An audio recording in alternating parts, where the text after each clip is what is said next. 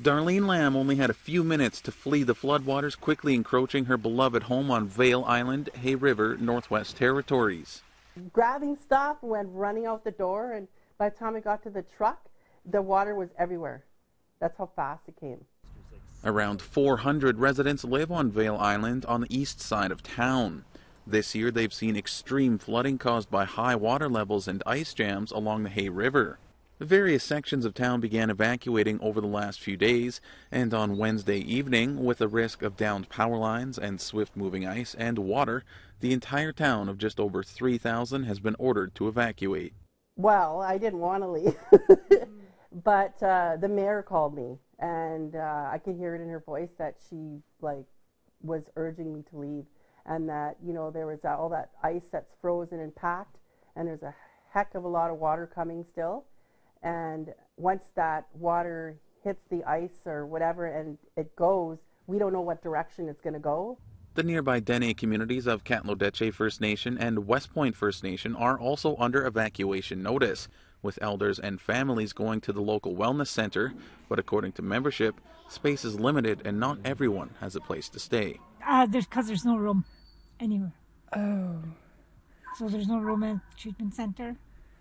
I'm not sure about the DCI, but I know there's people there too. But we had a choice either to stay at home. So because there's no room at the old treatment center.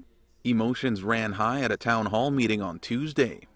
Every year we get evacuated, and you see there's no exit, but we know there's an exit from at the end of the channel going to the airport. The turnout was in the hundreds. Is there more information, real-time information, that we as citizens may have more access to plan accordingly?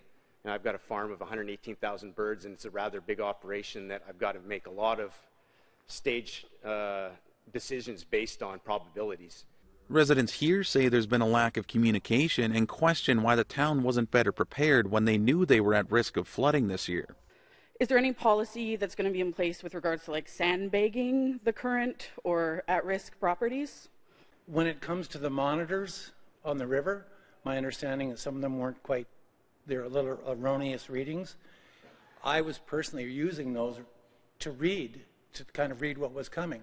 Town officials say the town so far has $1.4 million from the feds for Disaster Mitigation and Adaptation Fund, but most will go to repairs, and the new projects would require new money. The realities of forecasting ice jams and the predictability of those situations in the rivers really aren't developed. Beatrice Lapine, an elder who has lived in town her whole life, says leadership needs to consult with locals who have suggestions. We could raise that road and create a partial berm. I'm glad I got you all here because people are talking about it as a practical way. For Lamb, as her community slips underwater, she just hopes everyone is updated in real time. I got so many people messaging me, in phone calls, Facebook, whatever, just because they start finding out that I'm still there and that they want to know how's their house doing. They just need information and it's not getting out. I can understand the town and that's busy, but even if they hired somebody that's on ground zero that's there and said, can you get this information out for us? People would volunteer. They just have to ask for it, So people are really frustrated. As breakup continues and many parts of the river are still blocked with ice, the situation could get worse before it gets better. Daryl Stranger, APTN National News, Winnipeg.